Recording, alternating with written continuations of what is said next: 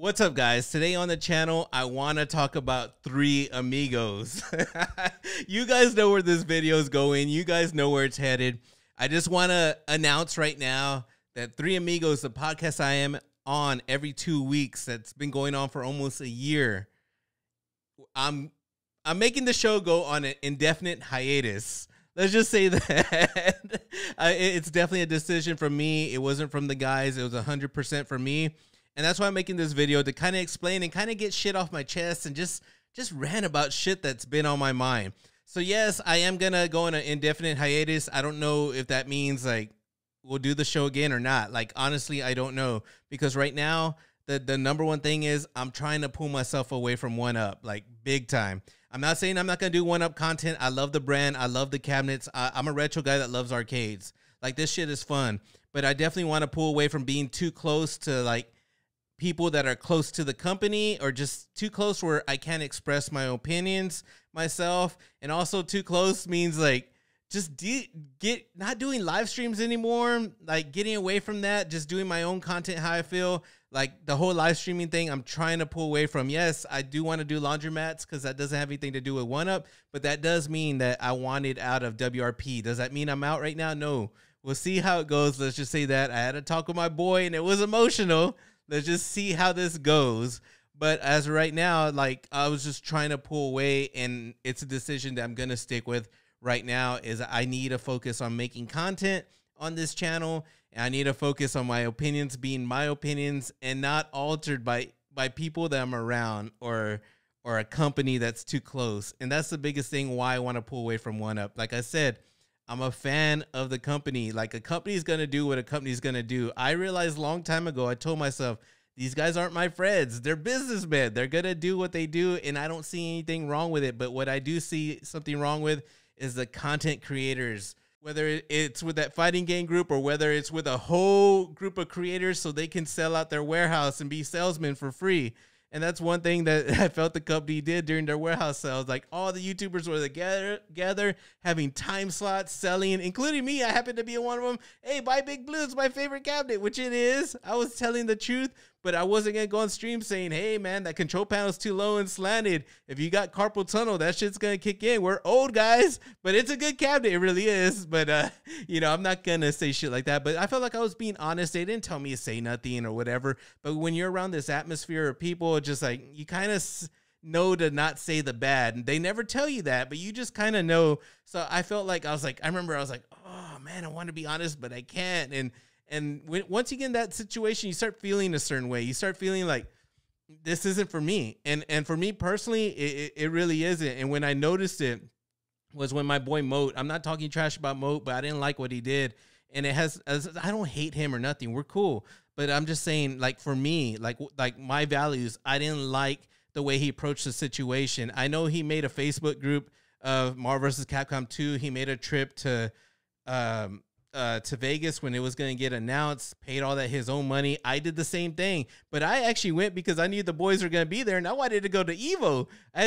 Going to Evo was always a thing that I wanted to do for years, and this was their first time being back. I was like, hell yeah. And then Moat, like, what happened was he was on one of his streams, and this is how I kind of remember it happening. So if I was wrong a little bit, let me know. But I think that it happened something similar towards this, is that I guess his audience started like Moat deserves the cabinet kind of thing. And I think Justin may have been pushing it. I love Justin. Don't get it twisted. I don't hate him either. And it's nothing wrong with what he did. If it was him pushing it directly or other people, whoever was involved pushing this, Moat needs the cabinet, deserves the cabinet, whether it was coming from his audience, it doesn't matter. Like, those people are not wrong for saying something like that. But where I saw something wrong was when Moat put that to Twitter and was telling his audience, go tag the CEO, let them know. Like, in his eyes, he may not seen that's wrong, but in my eyes, that's 100% wrong. I think you have control of the situation. And for something like that, I would have said, fuck no. Like guys, don't, no, I'm not an e-beggar. I'm not obligated for anything, whether I made that trip or whatever. Like, they don't owe me anything. I just love the product. I love the game, and I want to buy this cabinet, and that's it. Like, that's why I make content, because I actually like it. Not that I feel like I deserve it and gonna tell my audience, hey, go tag the CEO and shit. Like, that wasn't cool in my book. Like I said, I know Moat kind of explained his way, and I think he was explaining that maybe the audience kind of did it, but like that's the way I see it. Like, you have control of the situation. Be like, fuck no, I ain't an e-bagger. I don't do that shit, and boom, and that's it. And whether he doesn't see it like that, that's cool. I totally get it. We all think differently, but that's just me, how I feel. And I was like, man, I need to pull away from this community. There's too much of this shit going on, too much of that stuff. And that's what ruins the community for me, man. It's like, you can't express yourself. You can't be honest. Being part of a group, I feel like your opinions, even though you may have strong opinions about something, you can easily be persuaded, not knowing it, to change that opinion. Like that sucks, but that's part of any group. So I'm not saying like OneUp is doing something like some Illuminati and all this. Like, no, OneUp has never told anyone to say anything. Like as close as I've been to the company, they have never done shit like that. It's just me. I'm not directly close to the company, but just from doing streams and people I talk to, it's like I'm kind of there. And it's like I'm just trying to pull away because I feel like my opinions cannot be my own opinions. Like, the closer I stay, like when Killer Instinct came out, that spectator mode fucking killed it, man. We're like, fuck, dude, we're not gonna have spectator mode. And then like all of a sudden agenda got pushed that wasn't a big deal, and half of these people would like never even got the cabinet. And if we would have had spectator mode, guess what? Mortal Kombat 30th would have it too. Like, there would have been like, the thing was, like, if you actually went to Twitter and you saw Code Mystics, people were blaming Code Mystics because they were mad. And Code Mystics was like, no, Arcade OneUp didn't tell us to put spectator mode.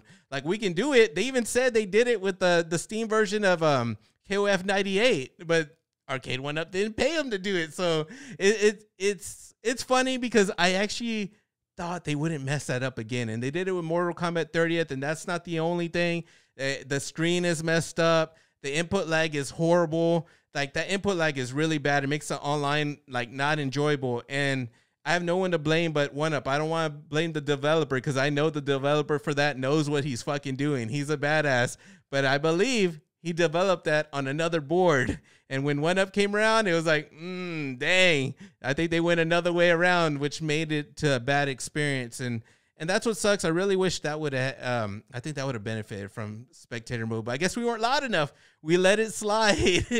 But it's a lot of shit like that I feel like we can control if we just don't let a company get in between us. Now, I want to end this video by saying it once again. Arcade OneUp. They're a company. They're a business. Everyone that's in that company is just working for a business. Anything they do on social media, I see it as a business. I don't hate on what they do. I love their products. Is there shit to criticize on their products? Fuck yeah. Are they perfect? Fuck no. You know, but there's something about what they're doing that we love. Otherwise, we wouldn't be talking about it. And the thing is, like, when I first started YouTube, like, one of my main goals was like, you know what? I'm going to push my hardest, do my best reviews, try to do my best content. And my goal is to get, you know, close to a company and reward doing reviews for them because it's stuff I love. It's stuff I love. I said that long time ago. And then you guys that been on this channel forever know what when I was doing Scuff Controller reviews when I first started, and then I went to like just being commentary, just being me, just speaking myself. And that's the content that I really enjoy. Now, I don't want to hate on these guys if their goal, you know, is, or anyone in that community, their goal is to get close to a company and get free cabinets and do reviews, whatever. If that's your goal, go ahead. But that is not mine. And unfortunately, I started seeing myself not be creative, not be myself. And that's when I was like, I got to pull away. I got to be able to be myself, be honest, and make content that I want to make. My true feelings, not sugarcoat shit, because that's never been my way. But anyways, guys, I hope you guys understand why. You guys that have been at the show since the beginning, I fucking love you guys. You guys were supporting me when that channel had nobody. As soon as I did my first live stream, I remember seeing Zohar in there. I remember seeing certain people, certain faces. Those people in the beginning, I remember you motherfuckers. And then it kept growing and growing, and that show did pretty decent for what it was.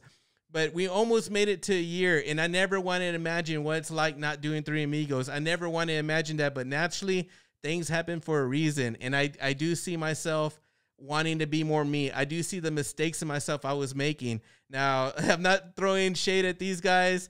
That's the whole community. When I say these guys, it's everyone, but it's just not me. And I hope you guys understand and keep supporting my ass and doing what I do. If you guys enjoyed this video, Please drop a like. If you guys are new to the channel, please consider subscribing. I'll be catching you guys soon. Peace out.